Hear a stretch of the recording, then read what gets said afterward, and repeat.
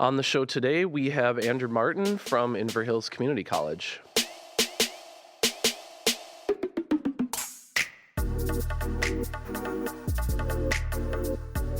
This show is supported by South Robert Street Business Association. Hello, everyone. Welcome to Town Square Talk. I'm your host, Caleb Worth. Our guest on this episode is Andrew Martin, author, musician, and music instructor from Inver Hills Community College. Welcome, Andrew. Thanks for being on the show today. Happy to be here. Great. Well, I would like to just get to know you a little bit here at the top. Can you tell me a little bit about your early life, where you grew up, where you went to school, things like that? Yeah, sure, absolutely. So I grew up just one state to the east here in Wisconsin, and I grew up kind of right off of Lake Michigan near Green Bay. And so I had a family of musicians, but not professional musicians. And I'm the youngest of 5 siblings, and everyone in my family always played music, and so it was always going on around when I was young.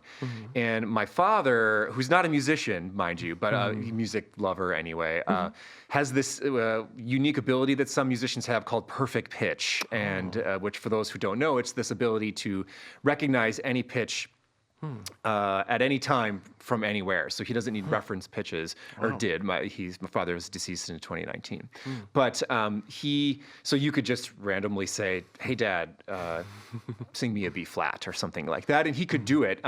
And so all of my siblings, I think, really got a musical ear from him. And of course, I, like many people, had a mother who always was just singing and things like that around the house. And so I grew up with a family that valued music in that regard. And I was always interested in music and sounds. I particularly drawn to sounds in a lot of ways. And I think in part that did come a little bit from my father, in the sense that he could listen to engine frequencies. My father liked to rebuild and restore old airplanes, like experimental airplanes. Yeah. And he'd listen to these very complex engines, and he'd be like, "Oh, there's something wrong with," he'd say engine words. I'm not an engineer, but he was, magneto, or something like this, right?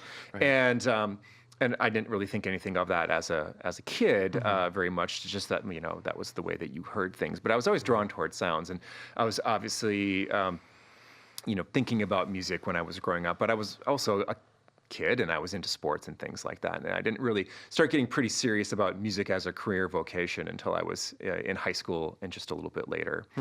And when I was in college, undergraduate college, I had a very eye-opening experience, one could say, about how people perceive music, how I perceived music, right, which was the idea between right and wrong. Sometimes we're taught in this Western way of thinking that music is, if you're practicing a passage on a piano or something like that, that you just, if it was wrong, that you stop and go back and fix it. And I had a teacher who was trained from an African sensibility, and I remember her distinctly saying something like, "Well, it's not necessarily wrong, it's just we're going to get more right. We're going to get more right," And I was really kind of drawn to that ethos. And I was a drummer by trade. I'd always wanted to get into playing percussive instruments. Like I said, I was athletic, like hitting things, and so it seemed like a good avenue to channel my energies. 2 decisions that my mother made when I was a kid that I don't quite understand was, one, when I was 5, she brought me to the ice rink to play hockey. Oh boy. Having no siblings, and again, youngest of 5, who played hockey. And it's still one of my real true passions to this day. And the second was her agreeing to me playing drums when I was in middle school. I still, obviously, I still can't quite understand why she didn't know what she was getting into, right? Well, I think she did know. I think she just somehow knew, right? Sure. Things that mothers know, right? And I think that she sort of had an inkling. But I was very coordinated and rhythmic, and so I was drawn to these ideas. And so from that point on, I was really drawn into non-Western music. This was, again, when I was in college. And so I obviously loved Beethoven and Brahms, and studying jazz and rock and roll. And I used to play in punk rock bands when I was in high school, and all of that sort of stuff that people do from the Midwest, right? Yeah. But I was really hooked on African drum and dance. And when I came to the University of Minnesota to go to graduate school, another thing that happened there that changed my life, which was that I was assigned as a graduate teaching assistantship out of nowhere. They said, "You are going to direct the steel drum ensemble." Wow. And up to that point, I had never actually played a steel drum. I mean, it's called steel pan in the Caribbean is what people call it. And I never actually played one, but I went down to the music library at the University of Minnesota and I found a record, funny, of this the steel drum band, and I started really immersing myself in it. And I became immediately interested in this beautiful combination of history, of African, of Western, of Indian, as in India, history, culture, all combining together to create this beautiful music hodgepodge that is Caribbean music. And I've been hooked ever since, and it's been over 25 years. Nice. Yeah, that's a great story in terms of how you got hooked musically there.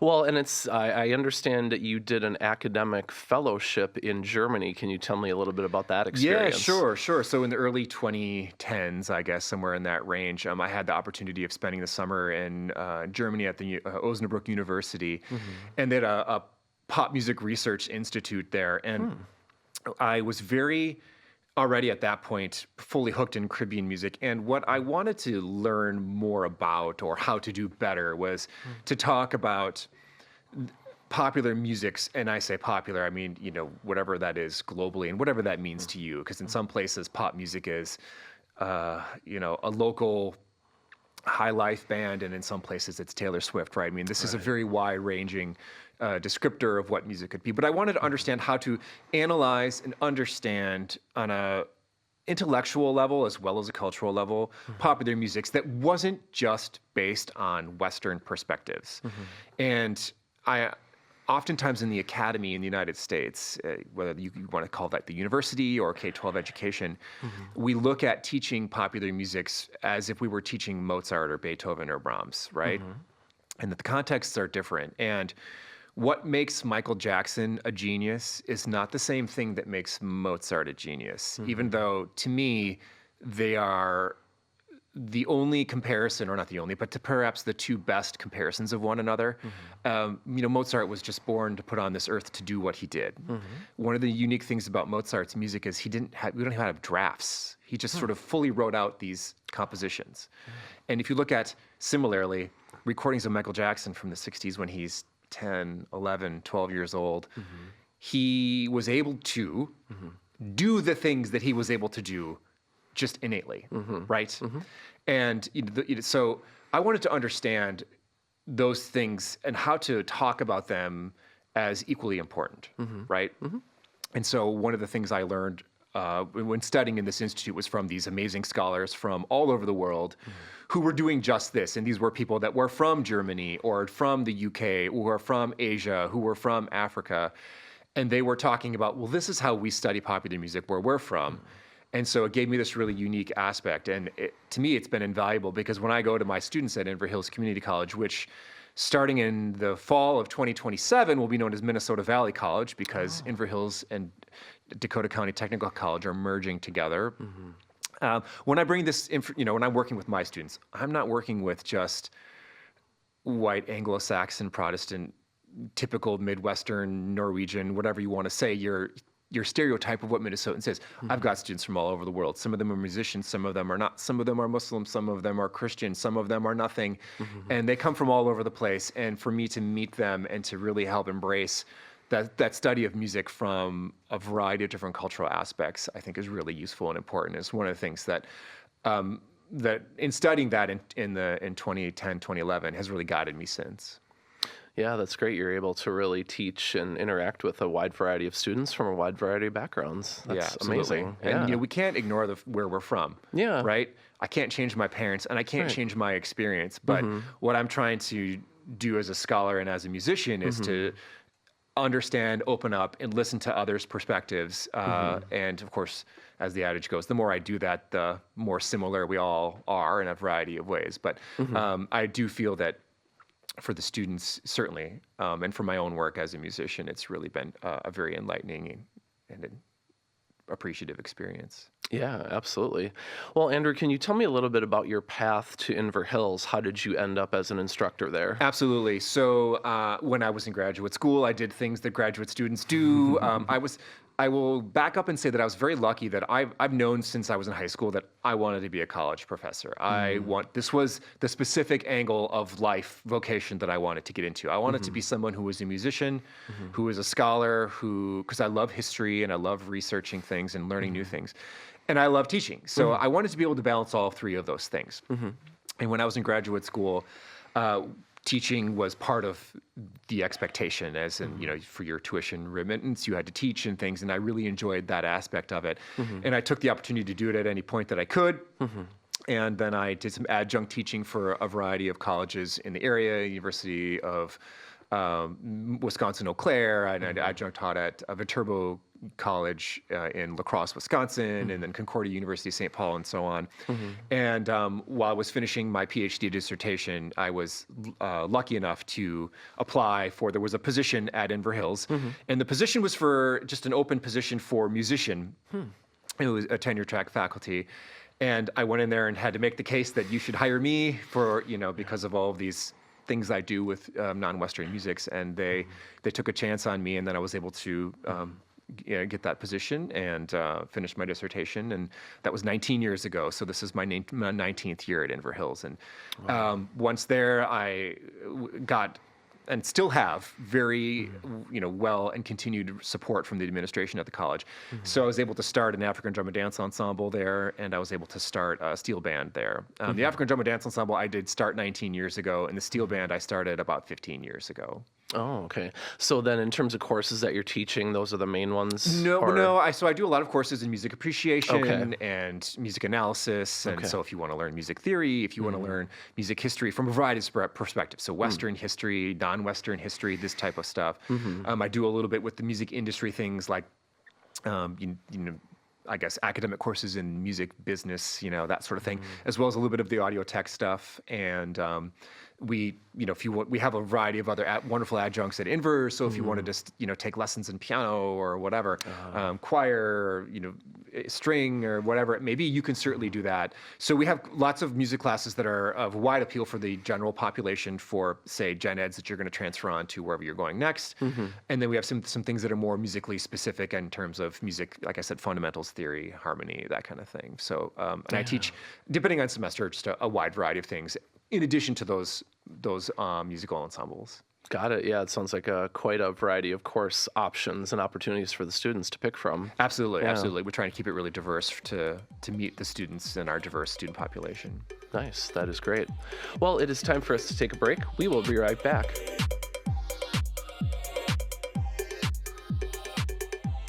We are back now with Andrew from Inver Hills Community College. Well, Andrew, I understand that you are directing a couple of different ensembles at Inver Hills, African drum and dance ensemble, as well as a steel band ensemble. Can you tell me a little bit about those two groups? Yeah, sure, absolutely. So we have those two, in addition to a choir. I do not direct the choir, but I do direct the African drum and dance ensemble and the steel band. And far from being, or I should say not far, besides being my specialty areas, one of the reasons why I wanted to found these was their zero barrier to participation ensembles. And there's a beautiful thing about a drum is that if you just walk up to it and hit it, it makes a sound. Now, it's not necessarily a good sound, okay? Right. But it makes a sound. Yep. And anybody or any parent who's had to listen to their child practice and learn violin will know that not all violin sounds are good sounds, right? And similarly, drums are that way. But they do have a low barrier to participation. And so you can come in and sit down, and I can teach you how to play it relatively quickly, but I can have you participating immediately. And one of the, I think, real key elements that we are teaching at a college like Inver Hills, because we are a liberal arts institution, it's not necessarily, I'm not going to teach you how to be a concert pianist, but I am going to teach you how to learn a new thing, and learn a new skill in a way that maybe you are not used to being taught how to learn. And so one of the specific elements about the African Drum and Dance Ensemble, as well as the steel band, that I've worked hard and learned hard to study over the years is this idea of aural learning. And if you can think about that as aural, A-U-R, and and then O-R, or oral and aural, right? You learn by ear, you learn by being spoken to. And this way of learning is something that we all do as kids, right? Because you can't read, you know? And I like to remind my students, your memory is really good until you can start reading, and then it gets less good, right? Because you don't need to remember everything because you can just read it, right? And this impacts how we learn. And also the way that the English language is set up impacts that too, because our nouns are in the middle of the sentences. So if we think like, there's a red car over there, as soon as you say, oh, there's a red car, and as soon as you get to the red car, the person's looking to see where the red car is, right? Where in other languages, some of the Romance languages like German, and basically the noun is at the end of the sentence. And so you don't necessarily know where you are until the end. So you have to listen all the way through. And so in addition to the fact that I'm teaching you how to play this drum, I'm also teaching you this new way of learning, which is I want you to listen entirely to what I'm saying to you. I want you to process that information, and then I want you to apply it in real time right now. And it's not this idea of, okay, well, here's this math problem, you learn the concept, and then you do these practice problems, and then over time, then you display to me the mastery of this thing over time. I'm saying, right now, we're going to do this, right? And it's just this immediacy of participation. And of course, it's fun, and it's all these sorts of things, and it's music, and we're doing it together. And that's the other aspect, is that we are doing it together. So I'm going to give you a part, Caleb, and you and I are going to play together, but I can't do my part without you, okay? So not only do I need to learn my part, you need to learn part, and then now we need to learn each other's parts so that we can work together. And it's these skills that I find are the real gold that comes out of this teaching, right? How to rely on one another. And I think that we sometimes lose track of this. And there are certain cultural elements in all cultures that are, I think, universal. I mean, you find me a culture throughout the world that doesn't rely on one another, right? It doesn't exist, right? But for whatever reason, in Western culture, and if you want to then get more specific, in Midwestern culture, and more specific, Southeast metro culture, I mean, right, we can really get refined in on this. We sort of lose that element, certainly through technology, relying on one another. And so I'm here in this ensemble, if not reteaching, right? Because I mean, we all had these skills at one point. I'm teaching more or less for the first time students how to play team sports, right? How to play together with someone else, literally, and how to use your ear, another way of learning, another tool in your box, right? And these things are just inherent. And I say this is traditional music because it's traditionally, in the case of the African Drum and Dance Ensemble, African. In the case of the steel band, it's traditionally from the Caribbean, and specifically Trinidad and Tobago. But these are elements of these musics that are traditional in their historical context, but are immediate and that they are alive right now. And they are still things that we practice on a daily basis. And honestly, if I'm training students to be functional adults and useful in the workplace, these are things in the workplace. If you're going to get a certificate and become an electrician, you need to be able to work with others. If you're going to go into HR, if you're going to be a paralegal, if you're going to be, of course, a musician, but if you're going to be doing any of these things, you need to learn to work well with others. And so one of the things that really draws into me, particularly with these ensembles, is that combination of cultural relevancy with academic relevancy to students in their everyday. Absolutely, yeah.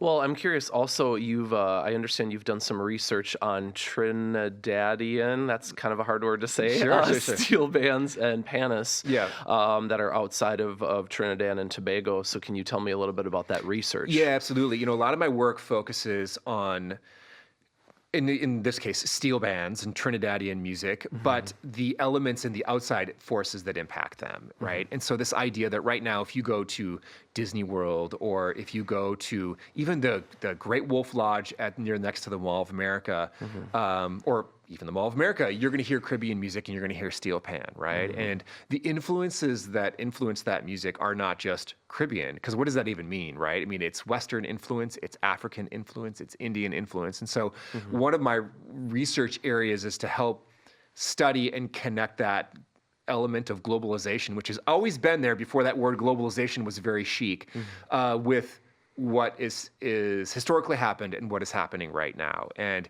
when we are looking to, for example, go on a vacation or something like that. How are we being sold this idea of a tropical spot? And what forces are going into that? And then trying to understand from the opposite perspective, the colonial aspect of Trinidad and Tobago. What does that feel like? I mean, of course, I couldn't ever viscerally know that because I've never grown up in a colonial culture, but to help study and to understand what it was happening, and are there any lessons or any impacts of that we're seeing now that we can learn from, right?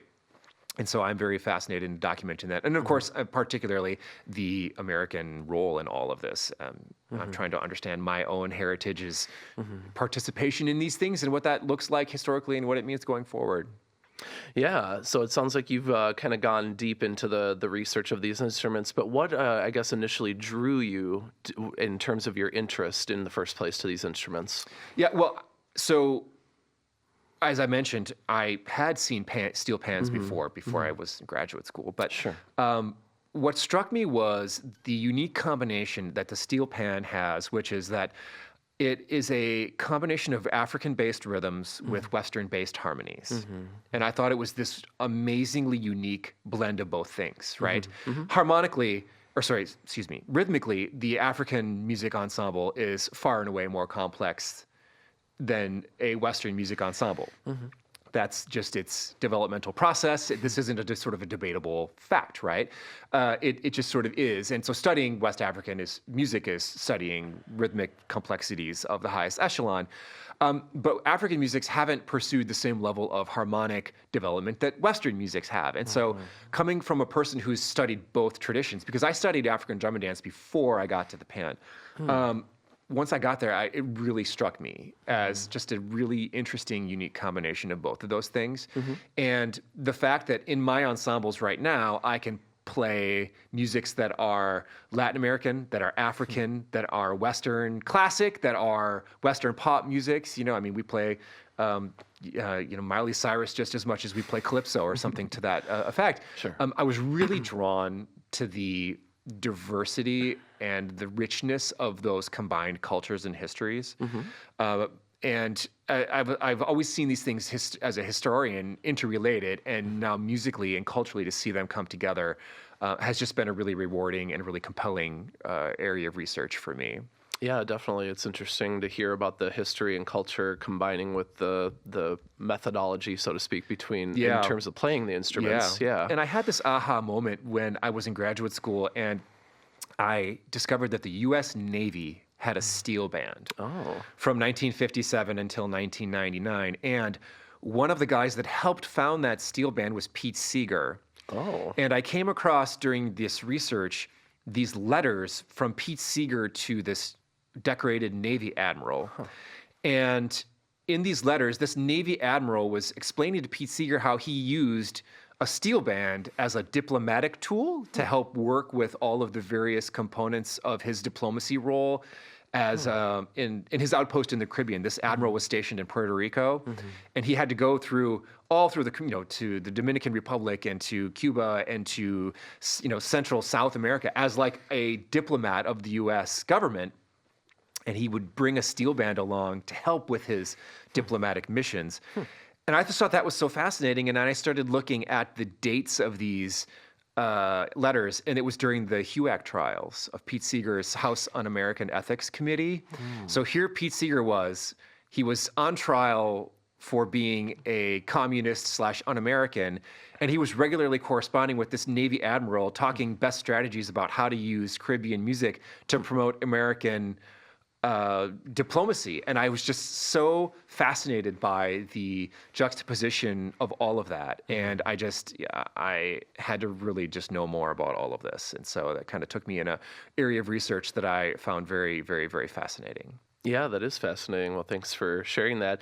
Also want to make sure to highlight the fact that you're an author. You've written a couple of books. Yes, I have. So can you tell us about a couple of the books? We'll Absolutely. hold up one. It looks like we have Steel Pan Ambassadors. Yeah, and that was the book. So that's the study of the United States Navy Steel Band that I did, in which it highlights this band, this Admiral Pete Seeger, as well as it looks at the way that the U.S. military and government, for that matter, has used personal diplomacy and specifically music as an element of personal diplomacy since the Cold War. And the U.S. has long done stuff like fund arts and cultural ventures and endeavors all throughout the world. And so we've recently pulled back on that during the current administration, and I find that very concerning because China is essentially going in and using our playbook and doing the exact same thing. But this was a process started by President Eisenhower. And the sort of summation is that President Eisenhower, being a person who did pull the trigger on dropping an atomic bomb, knew exactly what it could do, and he firmly believed that public and personal face-to-face diplomacy was the answer towards global stability and global peace. And so my book really uses the U.S. Navy Steel Band as a example of how Eisenhower was really doing this during that time period. Oh, okay, interesting. And then it looks like you have another book here, Yeah. Steelband and Education. Can you Yeah, tell us about that absolutely. one? So this is one that I lead authored on it, but I did write with two other co-authors, Dr. Janine Remy of the University of the West Indies, and then Ray Funk, who is a scholar and a fellow at the University of Trinidad and Tobago. And what we looked at was the rise of non-Western performing ensembles in the American universities starting around the 1970s. And so now it's not uncommon in 2026 for a university anywhere, South Dakota, Minnesota, New York, Florida, to have some type of non-Western performing ensemble, be it an African drum and dance ensemble, a Indonesian gamelan, a steel band, in some traditional Indian music ensembles or mariachi bands, right? So Arizona State has a very famous mariachi university program. And so we looked at the rise of how this was developing in the 1970s and 1980s up until present day. And one of the models we used for this was Northern Illinois University, which has a 50-year-old non-Western music program that is quite famous now. Oh, okay. And as we kind of wrap up here, Andrew, can you tell us a little bit about some opportunities for people to go and see the ensembles that you're directing? Absolutely. So every winter, we can call it fall, I don't know. Every December and every May, we have a spring and or fall concert at Inver Hills. And these are open to the public and they're free. Okay. And you can come in and see the ensembles that perform. Usually the African Drum and Dance Ensemble performs in the spring and the Steel Band performs in the fall. And then we typically will have some more performances throughout the semesters, but they're a little bit more sporadic and less grand, as it were. But we do a fall and spring concert every year. Sure. And like I said, these are open to the public. And I will also say that at Inver Hills, we're an open enrolled institution, so anybody can take these classes. Okay, and if you so people are, can enroll regardless? Absolutely. Okay. And if you are a senior citizen over the age of, I believe, 62, you can take these ensembles for a very nominal fee. I think it's like $100. You can just be in the steel drum ensemble or the African drum and dance ensemble. Sure. And I would want to tell your listeners and viewers that these ensembles are oftentimes everyone in it is a beginner, as in they've never played this instrument before. And I build you up throughout the semester to a point where you can perform at the end of the semester. So that's exciting. If somebody, kind of that progression. Yep. Absolutely. And this is one of my specialties, is taking people of various degrees of accomplished musicianship and bringing them all along together. So whether you've always wanted to play this and you just want to have a chance to learn now, or you're a seasoned drummer or a steel pan player who's looking for an opportunity to play some more, we've got a spot for you at Inver Hills. And so you can join that ensemble at the beginning of every semester, and we can take you along with us for the whole experience. That sounds great. That's an exciting opportunity for folks that want to explore drumming and dance. And Yeah. that goes for any of the music courses at Inver Hills, as well as our arts classes too. So if somebody wants to do the same with ceramics or something, or theater or whatever, these, we have plenty of offerings for the community, as well as anybody who's interested in taking some credits, or a high school student who's looking to get that jump on their next higher education experience. Yeah, definitely. So we'll encourage people to check out the Inver Hills Community College website to explore those course opportunities. Absolutely. It's Great. soon to be Minnesota Valley College. Right. Absolutely. Well, thanks so much for your time, Andrew. Really appreciate your background, or sharing your background and giving us more information about your music program at Inver Hills. My pleasure. Happy to talk. Excellent. Well, thank you all so much for joining us on this episode of Town Square Talk. I'm your host, Caleb Worth. We'll see you next time.